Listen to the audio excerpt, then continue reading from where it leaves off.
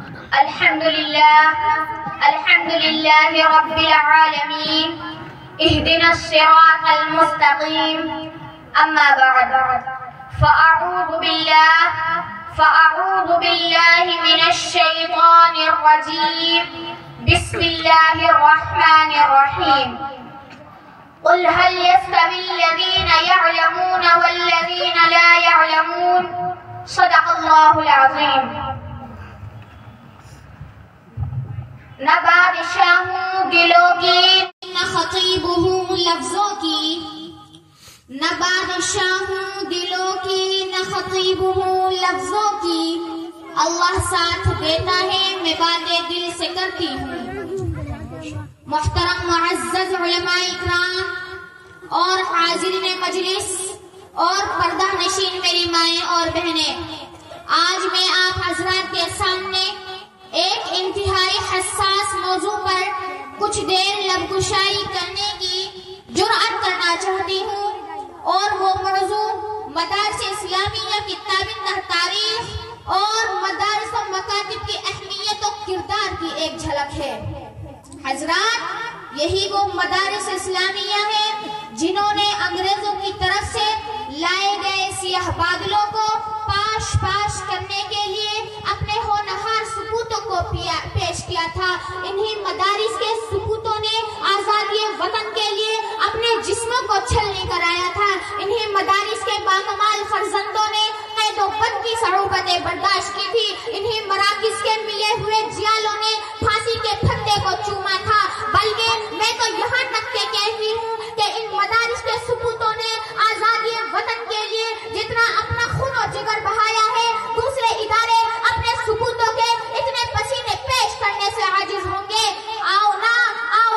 مسلمانوں، میں تمہیں بتلاتی ہوں کہ آزادی کا سور پھونکنے والے محدث جلیل شاہ عبدالعزیز محدث دہلوی رحمت اللہ علیہ ہیں۔ شاہ عبدالعزیز محدث دہلوی رحمت اللہ علیہ انہی مدارس و مکاتب کے تربیت یافتہ تھے۔ جگر تھام کر آگے چلو، بالا کوٹ کی پہاڑی کا نظارہ کرو تو سید احمد شہید شاہ اسماعیل شہید مولانا عبدالحی برہانوی کی شکل میں مجاہدین اپنے خون و جگر کو دکھلا کر وفاداری کا سبق پڑھائیں گے اور بتائیں گے کہ ان مدارس و مکاتب کی تربیت نے ہمیں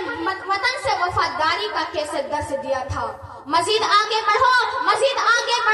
تو سن 1857 کی معاہدہ کے شامل پر ایک قاہرانہ نگاہ ڈالو تو تمہیں معلوم ہوگا کہ اس معاہدہ کے تمام مجاہدین انہی مدارس و مکاتب سے فیض حاصل کیے ہوئے تھے۔ چلو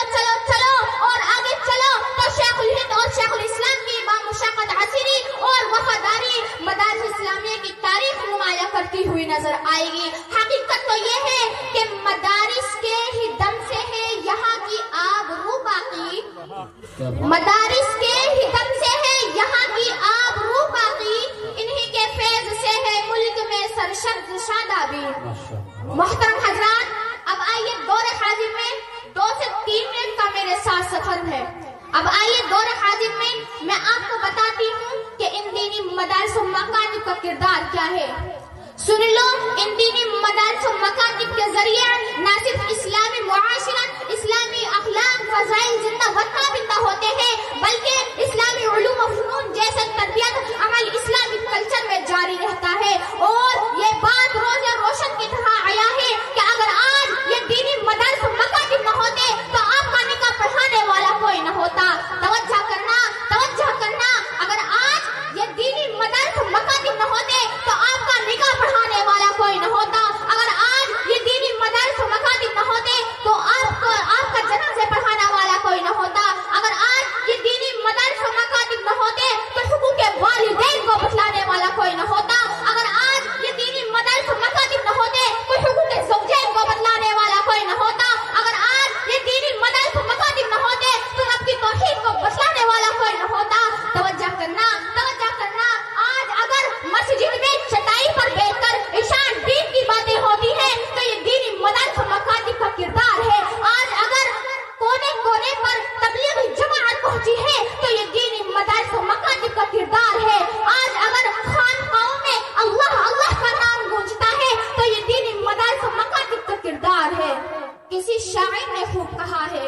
ہر دم برس رہا ہے انوار مدرسے میں،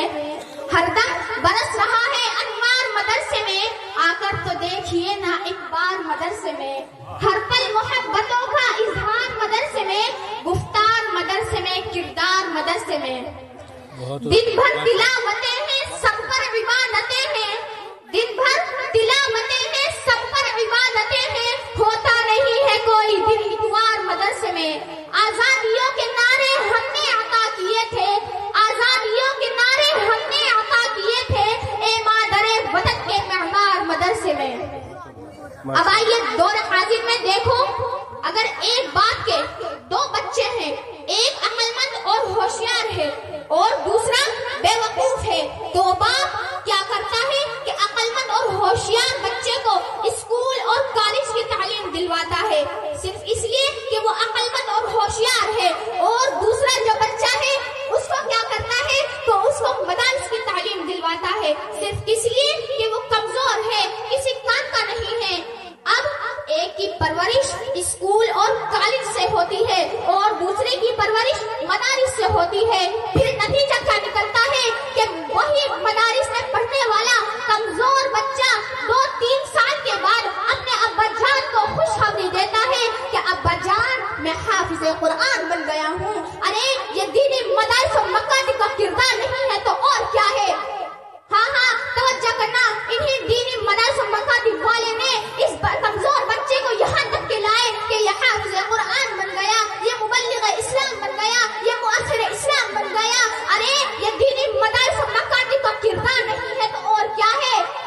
جھالو والوں میں تم سے کہتی ہوں، جھالو والوں میں تم سے کہتی ہوں کہ اپنے بچوں اور بچوں کا مستقبل بناؤ، اپنے بچوں اور بچوں کو مدارس اور مکاتب سے تعلیم دلاؤ، اور گارنٹی لے لو کہ مدارس میں پڑھنے والا بچہ بھوکا نہیں مرا، تمہارے بچے بھوکے نہیں مر سکتے۔ دین دنیا کے لیے نہیں پڑھنا، قرآن دنیا کے لیے نہیں پڑھنا، دنیا تو قدموں میں پھینک دے گا خدا۔ مال دینے کا وعدہ اللہ نے کیا ہے اور دین حاصل کرنے کا حکم رسول اللہ نے دیا ہے۔ اس لیے میرے محترم بزرگوں، بھائیوں اور پردہ نشین میری مائیں اور بہنیں، ہمیں چاہیے کہ ان دینی مدارس و مکاتب کے کردار کو سمجھیں اور اپنے بچوں اور بچوں میں سب سے ذہین، سب سے بہترین بچے کو مدارس و مکاتب سے تعلیم دلائیں، تاکہ ان لوگوں کے سامنے اور بھی واضح ہو جائے کہ ان دینی مدارس و مکاتب کا کردار۔ اللہ تعالی ہمیں سننے سے زیادہ عمل کرنے کی توفیق عطا فرمائے، آمین۔ السلام علیکم۔ ماشاءاللہ ادیبہ ناز، یہ بچی بڑی قیمتی گفتگو مدارس کے متعلق فرما رہی تھی۔ ذہن کے اندر یہ شعر گردش کر رہا تھا مدارس کے متعلق کہ انہیں حقیر سمجھ کر نہ گل کرو یارو، انہیں حقیر سمجھ کر نہ گل کرو یارو، یہیں چراغ جلیں گے تو روشنی ہوگی۔